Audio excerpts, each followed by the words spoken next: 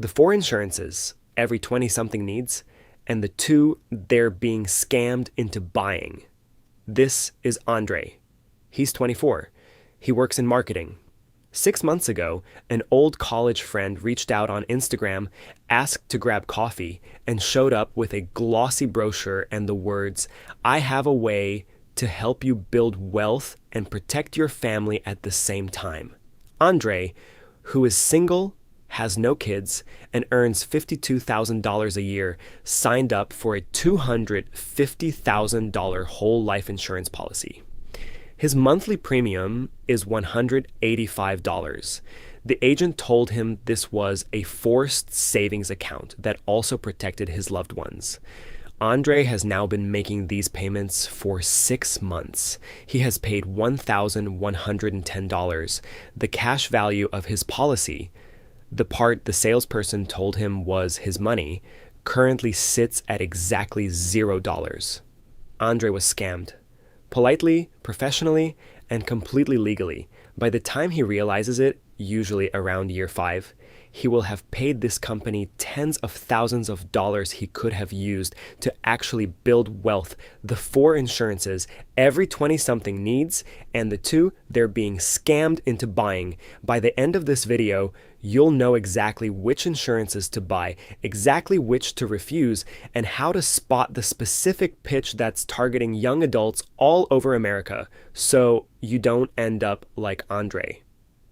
What insurance actually is. Let's strip the jargon off insurance, because the industry's whole survival depends on you not understanding it.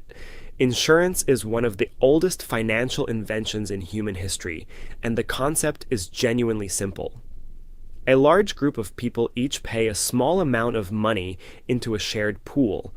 Most of those people never need the pool, but the few who do, who suffer a fire, an accident, a serious illness, get paid out of that pool to cover the disaster they could never afford alone. That's it. That's the whole concept. Insurance is a group of strangers agreeing to financially protect each other from catastrophes that would individually ruin them. You pay a small, predictable cost so that an unpredictable, gigantic cost cannot destroy you. Insurance is not an investment. Insurance is not savings. Insurance has exactly one job: to transfer a catastrophic risk you cannot afford to absorb onto a company that can. Internalize that one sentence, and you will see through 90% of the insurance products being sold to young adults today. Because the moment an insurance product starts being pitched as an investment, or as a savings account, or as a way to build wealth, it has stopped being insurance and started being something else, usually something worse. Good insurance is boring. It's expensive enough to cover the disaster, cheap enough to barely notice in your budget, and you almost never think about it. Bad insurance is exciting, complicated, and being sold to you by someone who earns a commission when you sign. The 4 insurances you actually need. There are 4 insurances that almost every young adult genuinely needs. Not maybe, not someday, now. Let's walk through all 4. Insurance 1, health insurance. This is the most important insurance you will ever own. We touched on it in Sophia's paycheck video. A single trip to the emergency room without insurance can cost $20,000 to $100,000. More than the average young adult has in any account anywhere. One car accident, one appendicitis, one moment of bad luck, and your finances are crushed for a decade. If your job offers health insurance, take it. Employer-sponsored coverage is almost always far cheaper than buying coverage on your own. If you're under 26, you can stay on a parent's plan, which is usually the cheapest option of all. If you're self-employed or your job doesn't offer coverage, look on healthcare.gov, the government marketplace, where subsidies often cut your premium dramatically based on your income. There is no I'll skip health insurance until I need it option that ends well. You cannot buy fire insurance during the fire. Get coverage now. Insurance 2. Auto insurance. If you own or lease a car, this isn't optional. Almost every state legally requires it. But what you really need to understand is the difference between the two halves of an auto policy. Liability coverage pays for damage and injuries you cause to other people. This is the non-negotiable part. If you cause an accident that injures someone, hospital bills, lost wages, and lawsuits can easily run into hundreds of thousands of dollars. State minimum liability limits are almost universally too low. A good rule of thumb is to carry at least $100,000 per person and $300,000 per accident in liability coverage, sometimes written as 100/300. The cost difference between state minimums and proper coverage is often only a few dollars per month, and it could save you from financial ruin. Collision and comprehensive coverage pay for damage to your car.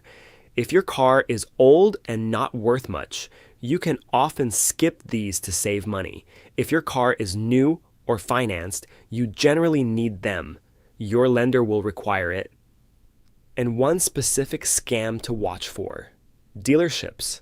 And dealerships' finance offices will sometimes try to sell you add-on products like gap insurance at inflated prices. You can usually buy gap insurance directly from your regular auto insurance company for a fraction of what the dealership charges. Insurance 3. Renters insurance. If you rent an apartment, this one is so cheap it almost qualifies as a no-brainer.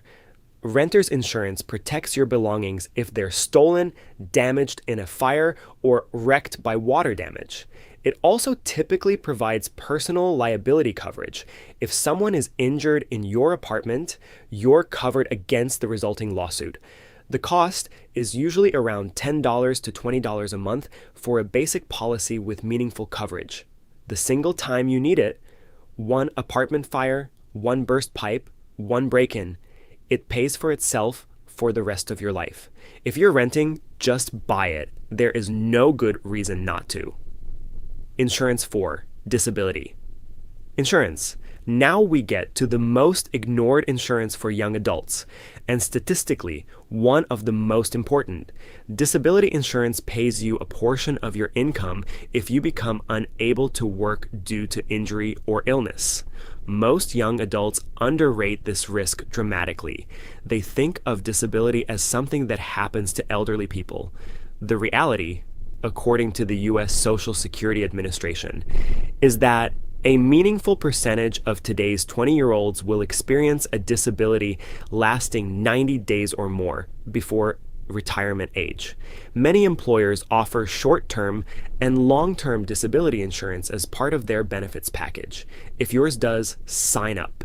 The cost is usually small. If your employer doesn't offer it, or only offers a limited version, you can buy individual disability insurance separately. Your single most valuable financial asset is not your savings, your car, or your stocks.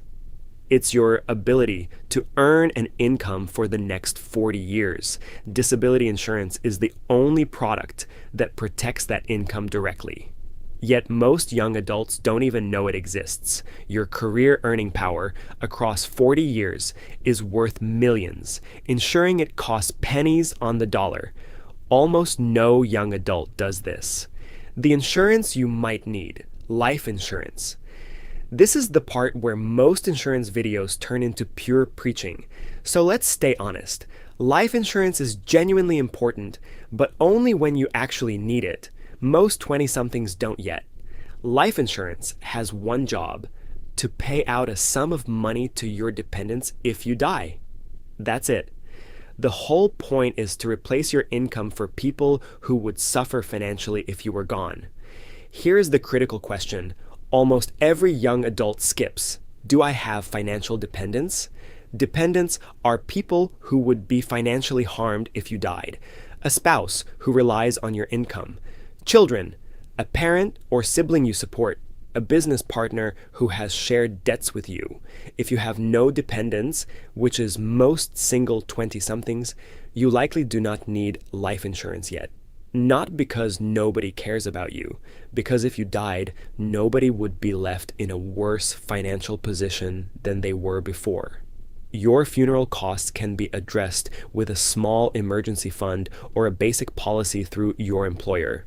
If you do have dependents, married with kids, single parent, supporting a family member, then yes, you need life insurance. The question is, what kind? Term life insurance. The right choice. Term life insurance is the boring, cheap, correct version. You pick a term, typically 20 or 30 years, and you pay a small fixed monthly premium for that whole period. If you die during that term, your dependents get the full payout. If you outlive the term, the policy expires and nothing happens. This sounds depressing. It is genuinely the right design. The whole idea is to cover the years where your dependents would be devastated by losing your income. By the time the term ends, you should have built up enough savings, paid down your mortgage, and raised your kids enough that life insurance is no longer needed. For a healthy young adult, term life insurance is shockingly cheap. A 30-year, $500,000 policy for a healthy 25-year-old non-smoker often costs about $20 to $35 a month. That's it. That's the whole tool. Whole life insurance, the trap.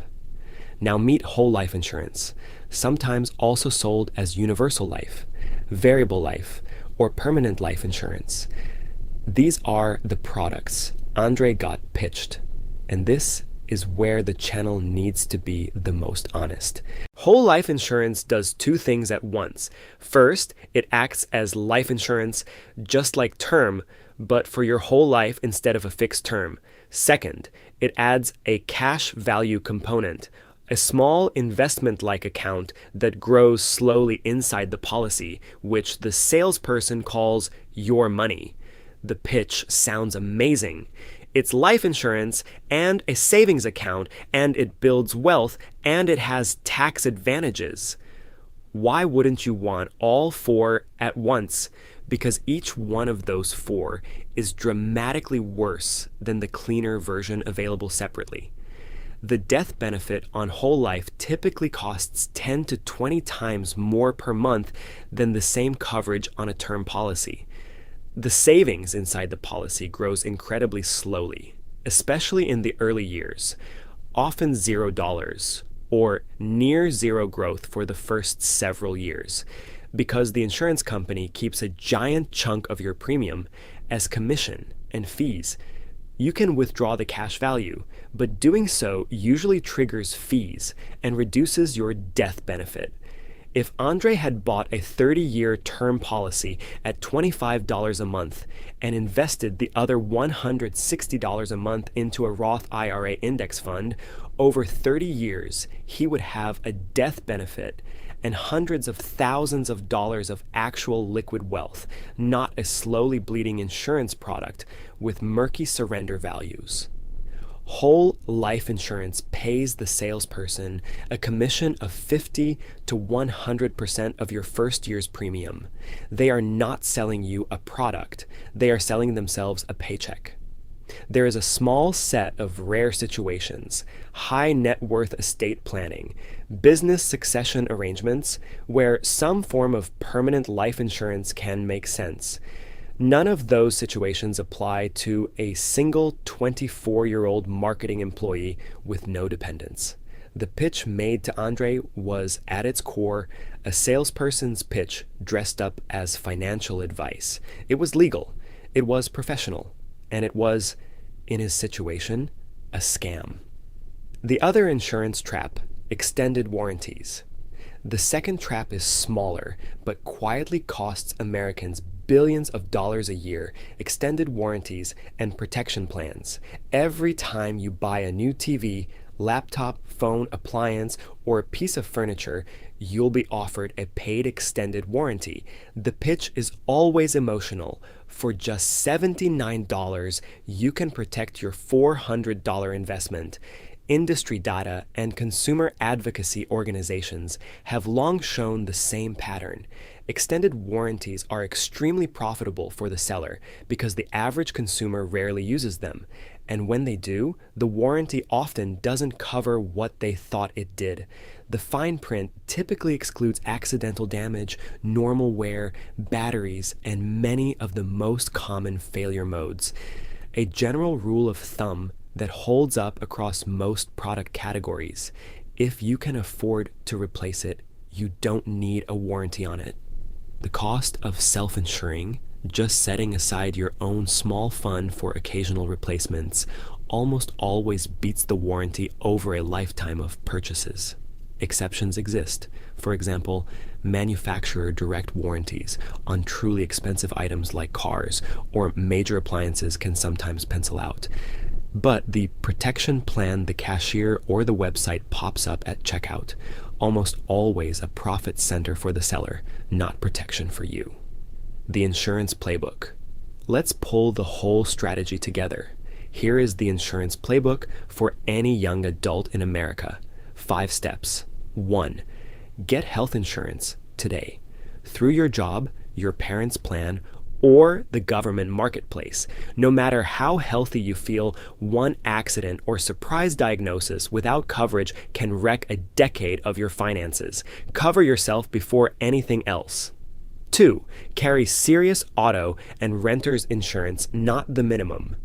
Auto liability of at least $100/300 and renter's insurance for $10 to $20 a month if you rent. These are cheap relative to what they protect. 3. Sign up for disability insurance if your job offers it. Almost no young adults take this, and it protects the most valuable asset they have: their future earning power. Read the open enrollment packet.